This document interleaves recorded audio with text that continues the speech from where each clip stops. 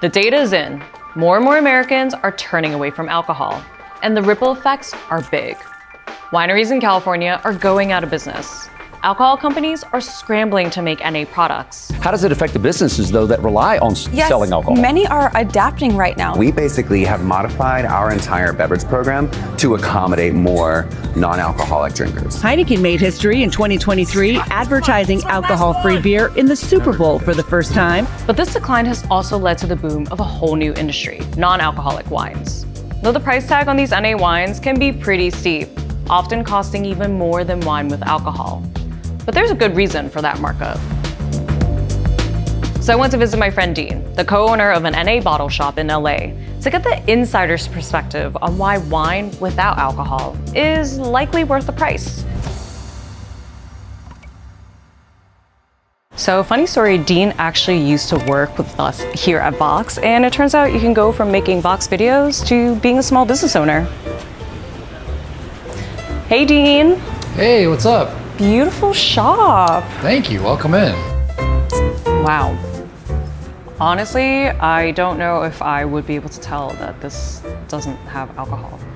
Yeah, I mean, I always tell people it's like, you're not really like losing anything when you drink non-alcoholic wine. I feel like the only thing you're losing is kind of the cluster headache you get later on from alcoholic wine. It tastes like a pool party.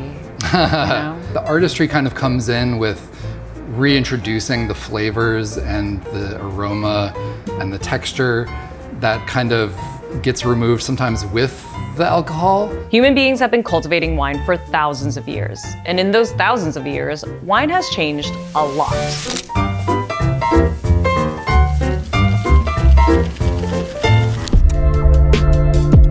Since we've opened, we've seen a huge evolution in not only the market, but the consumer as well. Only about 54% of people in the US drink alcohol. And of the people that do drink alcohol, a lot of them say they want to drink less. So I kind of embarked on this journey into non-alcoholic stuff through like medical reasons. Like I had a heart condition that I had to get corrective surgery for. So kind of overnight, I had to just stop drinking. And Dean's not alone. Alcohol consumption in the US has been declining every year since 2022. And that cutback is due to a few factors. One is health concerns, like what Dean experienced, and another is related to mental health and anxiety. And a big part of this shift is spearheaded by younger consumers choosing to drink less. I think younger people are just not taking to drinking in the same way. In terms of market share, millennials are actually kind of the highest like adopters of NA. But we're also seeing a lot of like older generations and baby boomers coming in whose doctors are telling them it's time to like stop drinking those couple glasses of whiskey at night. With all these shifts, Dean saw an opportunity. There were a lot of non-alcoholic options out there, but they were kind of spread out. You had to go to like a bunch of different stores or buy stuff online. I was kind of missing that independent, cool like wine shop experience. And so we just decided to open the store that I wished existed when I kind of started on this journey into non-alc in the first place. In fact, US sales of non-alcoholic beer, wine, and spirits have grown over 20% every year since 2022. Researchers estimate that the no alcohol market will grow to over $4 billion by 2028. But the price tag is a problem. Sometimes customers come in and they are browsing our wine and they're like, you know, this is the same price as some alcoholic wine that I see at the store. Like, why is it the same if there's no alcohol in it? It's actually much more expensive to create non-alcoholic wine, especially good non-alcoholic wine. I don't know, logically, it would seem that NA wine should cost less because you're removing something rather than adding to it, but... If making wine is difficult, making wine without alcohol is like the next level of challenge. This is Dr. Mania, a food scientist who is one of the world's leading researchers of dealcoholized wine. She also works with Swedish NA wine company Oddbird. Wine has been with us for 8,000 years. It's been part of our culture, of our celebration, of our scientific knowledge and discoveries. So how exactly does the science of removing alcohol work? The first patents of removing alcohol started in 1890s, and you can do it through different technologies like vacuum distillation or reverse osmosis or spinning cone. The earliest technology was vacuum distillation, which basically means increasing pressure to lower the boiling point of alcohol for evaporation. So that will allow for the wine to start boiling at a lower temperature, below 30 degrees. And that will allow for the rest of the compounds in the wine to not evaporate and stay there and not being like destroyed. So vacuum distillation uses maybe higher energy, but it's easier to preserve the aroma, and it's a very clean technology. To my knowledge, right now the most used is vacuum distillation. Especially for oat-bird, this is what we use because we really work with low intervention. Then there's reverse osmosis, which involves using very fine membranes to filter out the hundreds of compounds in wine, including ethanol. And these different compounds has different size. And this membrane separates by size of the compounds. So first separates water, ethanol or alcohol, and then comes the other compounds. You take the remaining components and recombine them to recreate the wines.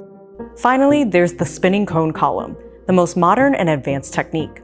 It basically combines the methods in vacuum distillation and reverse osmosis in a staircase of connected cones. You put a lot of pressure, but you also have a lot of membranes, thin membranes that are in cone, and they spine. It first captures most of the volatile aroma. It starts to trap them in that membrane, and then remove the ethanol or the alcohol, and then returns all the aromas to wine. I would say that there is no single technology that it's simply the best, but the quality of the final wine depends very much on the quality of the original wine. So what you do with your grapes. So it doesn't matter which technology you are going to choose to use. It's about what kind of wine you want to make. So yes, alcohol was removed, but the product has actually become even more complex than it was before. A quick word from the sponsor of this video. This video is presented by Verizon Business. Verizon Small Business Days are happening now. If you're a small business owner, Verizon Business experts are ready to meet with you one-on-one. They'll act as extra support to make sure you've got the best tech, the best plans, and to give you special offers to help your business succeed. Score a meeting with a Verizon Business expert during Small Business Days from August 17th through August 30th. Go to verizon.com/smallbusiness to learn more. By the way, Verizon Small Business has no say in the editorial content of this video, but their support does allow us to do stories that feature cool entrepreneurs like Dean. And now, back to the video. For small business owners like Dean, their space is a lot more than just a shop. It's a destination to gather, to build community, which in a lot of ways has always been the goal of drinking. We do free tastings every weekend so that people can kind of actually experience these things instead of just kind of hearing about them. But also we do a lot of stuff that's not revolving around beverages. We do like a book club, we do a monthly poetry workshop, we do game nights, we do craft nights. They're just coming to play, but then they're like, oh, this is a cool, comfortable space. And you know, this beverage that I tried is really tasty and these snacks I got were really delicious. And then they would want to come back. What's happening in the wine industry today is it's facing one of the biggest transformation actually in its history. In 2024, global wine consumption fell to around 214 million hectoliters. So it was like the lowest level on more than 60 years. Innovation, matters in this situation. This is one when we need to rethink and get out of the box. And I'm not saying that the future it's only wine without alcohol. I think they can go hand in hand, and wine without alcohol can be also the future lab of the wine industry. Why not? Reinvent ourselves. Cheers to you. Cheers. May everyone have the Vox video to small business owner pipeline dream come true. Hey, we're living the dream. That is delicious.